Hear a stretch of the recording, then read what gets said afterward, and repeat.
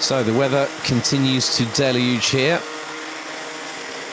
And we head into the Minimax pre-final. Let's have a look at the grid ahead of 13.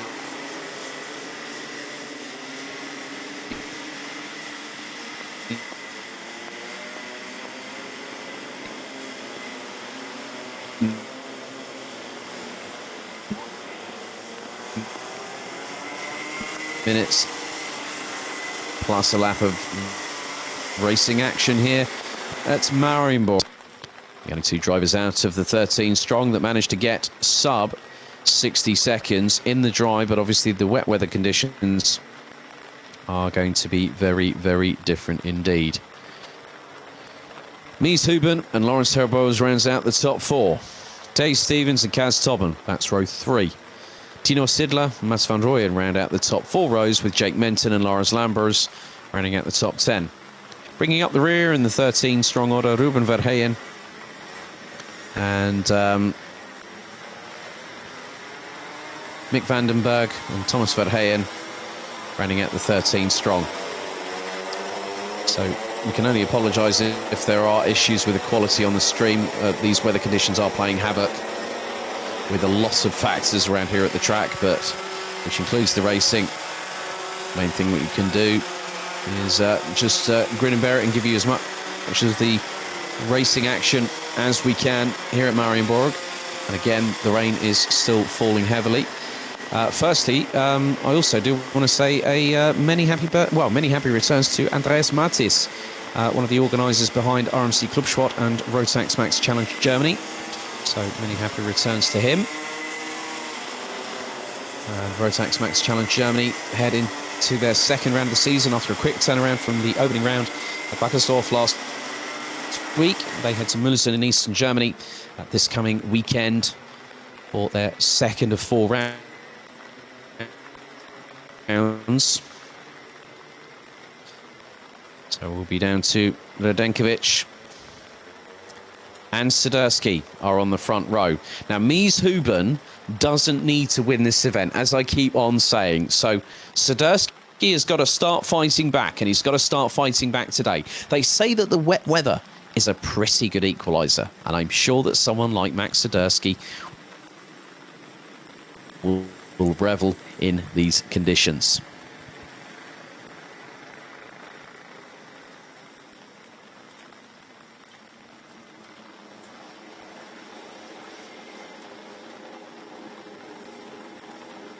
So here we go, getting ready to go racing once again.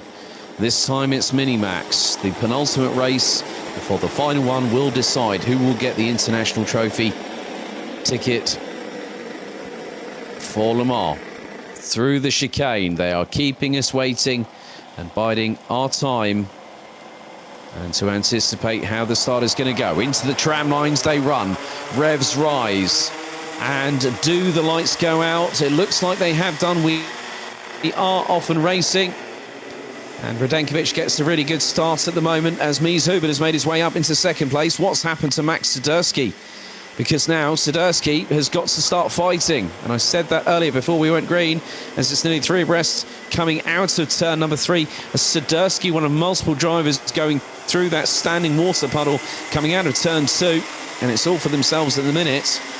12 minutes and 33 seconds still to go, plus an additional lap on the clock.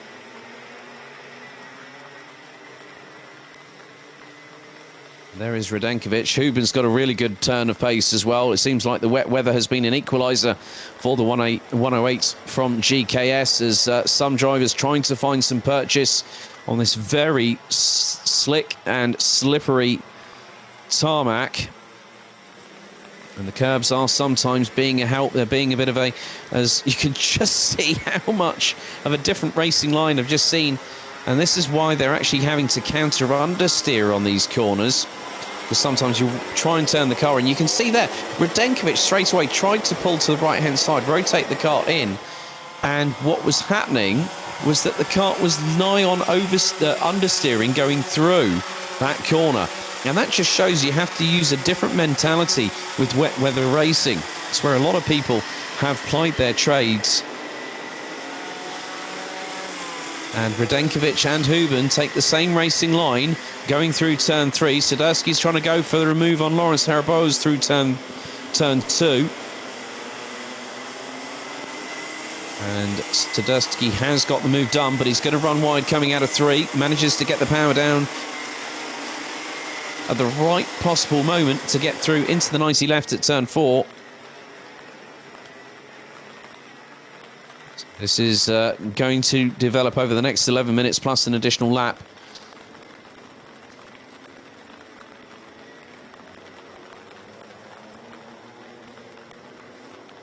The battles are fast and frantic. Max Sadurski still having to fight his way through the order. Well, he's down in 5th position again, but he's trying, as it looks like up the inside, there are several drivers trying to make the moves. Stick, one of which is Tino Sidler from Switzerland, as he's going for a brave one as the young Swiss driver.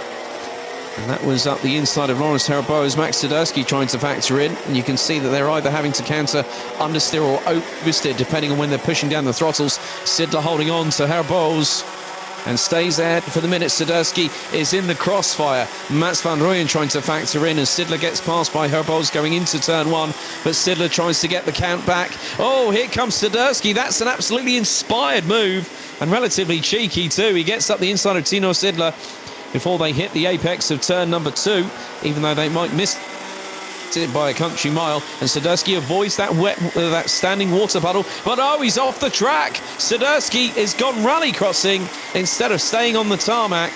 So Sadurski's run for that international trophy ticket, I think, might have just been dealt that killer blow. It's not what he wanted. There's more dramas here. Sidler again looking up the inside of Lawrence Haraboz in the 198. And that's through turn 6. And Mats van Rooyen is there. Jake Menson closing in, as is Lawrence Lambers. Sidler just throws it. He sends it up the inside and goes sideways. Sidler goes sideways after throwing it up the inside. And that was through turn 7. So Sidler used a good run of momentum, but coming through into turn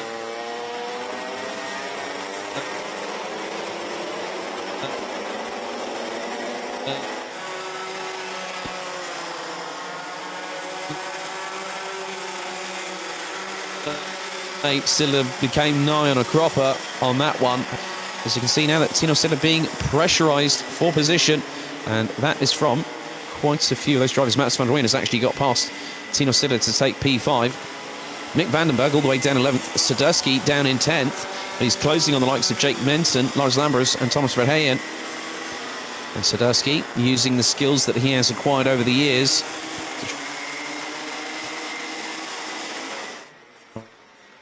try and get brazen, then that can actually counteract your momentum.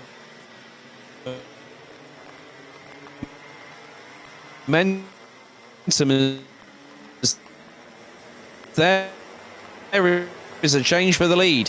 Radenkovic will not be worried about Huben, and the main reason being is that he's the one in prime position. You can just see that when Mies Huben goes through that chicane complex, he boots down the throttle, the back end steps out to the right-hand side, and he catches it nicely. He's got a real good feel for the conditions, as has Radenkovic. Now Radenkovic will have the run on Huben, going down the start-finish straight and in towards turn 1. You can see that the closing speed is starting to ramp up. He gets to within a kart length going into turn 1, but Huben stays ahead for the moment. Into the next right here at turn 2, and Radenkovic, you can just see a little bit tighter than Mies Huben on that.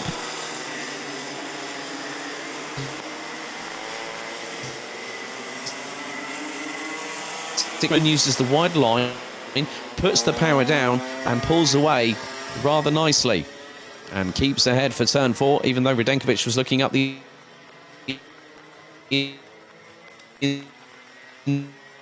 side of the 108 from GKS in the pre-final.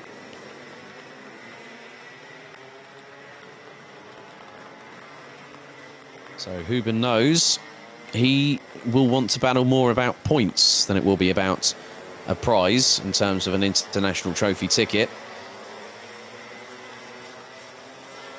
But Mies Huben was absolutely dynamite at Adria about 6 weeks ago, well, 5 or 6 weeks ago. Here he's had a different track to deal with, and also the fact that the wet weather has now started giving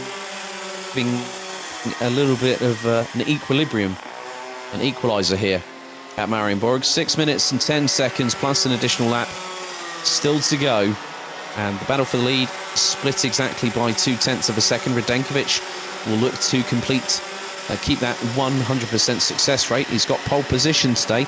He's got fastest lap in the first race,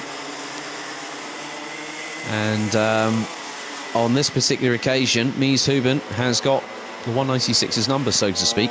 Different line going through turn 4 there, because they're actually carrying some speed and going towards the outside. They're trying to avoid the inside pocket of standing water on the inside of turn number 4.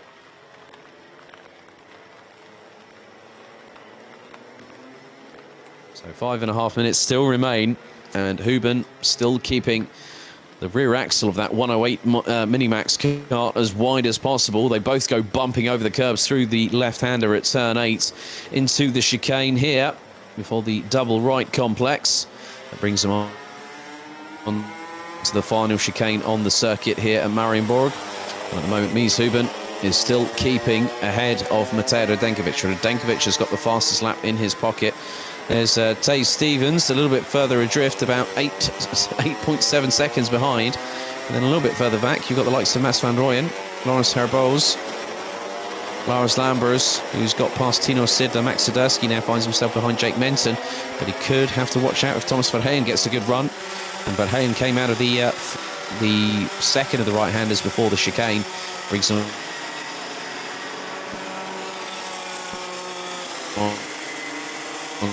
to the start-finish straight. Had a good run and momentum is there. Goes Radenkovic up the inside, but the switchback happens already. Courtesy of Mies Houben. He just goes a little bit wide, knows that he can plant the foot on the throttle and get past on the exit of turn number 3. Still leading on lap, and he's nearly 5 seconds up the road from Mats van Rooyen. Laurens Herboz and Lars Lambers, they round out the top 6 drivers at this particular juncture. So 3 Dutch, 3 Belgian drivers in the top 6. Tino Sidler, the only Swiss driver, the only other nationality competing in this class, rounds out the top 7 ahead of Jake Menton and Max Swiderski, whose race has quite literally nigh on fallen 2 wheels off a cliff. But he's kept going. That's the main important thing to remember here. Max Swiderski has kept on going despite all the trials and tribulations. Thomas Verheyen rounds out the top 10. Mick van den Berg, Kaz Tobben and Ruben Verheyen round out the 13 strong, all still circulating. Houben and Radenkovic still covered by just over 1/10.5 of a second. As here is the battle between the likes of Menton and Swiderski. Swiderski looking to go up the inside through turn 2. On Menton decides against it. He's got Mick van den Berg and Thomas Verheyen closing in.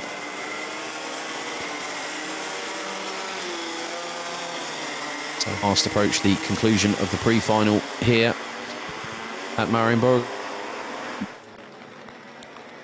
for Minimax, and at the moment Matej Radenkovic is looking pretty good right now, because the way things stand, Max Swiderski will effectively score, I think, 6 points. So putting him on 46. Radenkovic, look at it from this perspective. Radenkovic will have 70 points at the end of this race. Mies Houben, this will be his first win of the weekend. So just looking from this innings, and effectively, so Mies Houben would have 51 points in comparison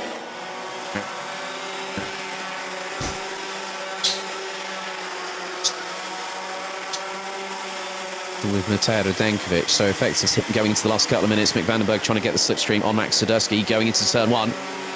Van den Berg up the inside. Swiderski keeps it pinned round the outside, and if he gets that done, that's a brave one, and then some. And Swiderski does get the job done there, You can see how wide he runs through turn 2. That's going to give an opportunity for Vandenberg to get past him. And Vandenberg just banzais him across the left-hand side of the circuit. It just goes, sorry, Max, I'm coming through. And you know what? You give a driver an invitation. You don't need to ask them twice to come through and do that kind of manoeuvre.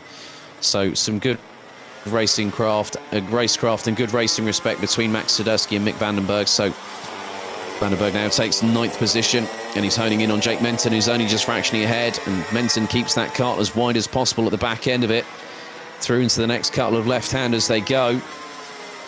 And they keep on going wide like that. That could open the door once again for Max Swiderski into the chicane. Just behind Swiderski is Thomas Verheyen. Into the last 45 seconds, plus an additional lap. This is going to be tight, but the top two, Radenkovic now leading by 7.5 tenths of a second ahead of Mies Hooben, so the lead has changed in the meantime. And that effectively could secure Matej Radenkovic this weekend, provisionally speaking. So Radenkovic would be on a maximum score of 75 points. Mies Hooben would be on 52, so that's a 23-point advantage for Radenkovic. So effectively, he just needs to finish, and he's done it. He can even cruise to 13th and still get that ticket, even if Hooben wins the race. So Radenkovic has got the hard part of the weekend out of the way, effectively, as we're about to head on to the final lap of this race. And that will be it until later on. So timer has expired, and a bit of curb using there, and that was from, I think that was Lawrence Herboz, if memory serves me correctly. I'm not too sure, but you can see that Tino Sidler is there. Lawrence Herboz has dropped behind Lars Lambers in the dying stages. Final lap board is out. So Radenkovic extends his lead and puts in the fastest lap of the race, a 1 minute 19.4. Extends his lead over Mies Hooben to 1.162 seconds. Dave Stevens in third. Mats van Rooyen has got himself up into four. Bros completes the top 6. Sidler, Menton, Vandenberg, Swiderski, Thomas Verheyen, Kaz Tobben and Ruben Verheyen rounding out the 13 strong, as we are fast approaching the checkered flag to be waved.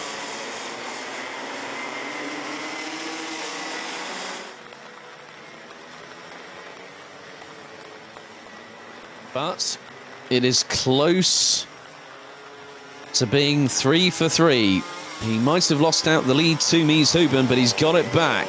Matej Radenkovic, the youngster from the Bouvin Power Stable, comes out of the chicane for the final time. Lap number 11 will be in the books, and he's one step away from securing his place at Le Mans. Matej Radenkovic wins the Minimax pre-final here on day 2 at Mariembourg. Mies Hooben finishes in second, nearly a second and a half behind Dave Stevens in third, Mats van Rooyen in fourth, as they start making their way towards the checkered flag for the penultimate time this weekend. So Dave Stevens confirmed in third place. And here we have a little bit of a battle here, and that's being led by Jake Menton. Lars Lambers beats Lawrence Herboz by just over 6 tenths. Sidler 7th. Jake Menton rounds out the top 8, finishing ahead of Mick Vandenberg, Max Swiderski. Oh, and breaking news, but it's not as bad as you think. There has been a 5-second time penalty added to Matej Radenkovic for 5 seconds for pushing. So effectively, that means that Mies Hooben will pick up the victory once the results have been amended accordingly.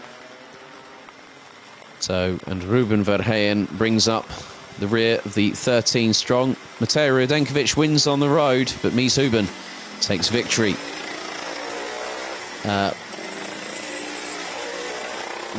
Once that is all said and done. So that is it for Minimax pre-final here at Mariembourg.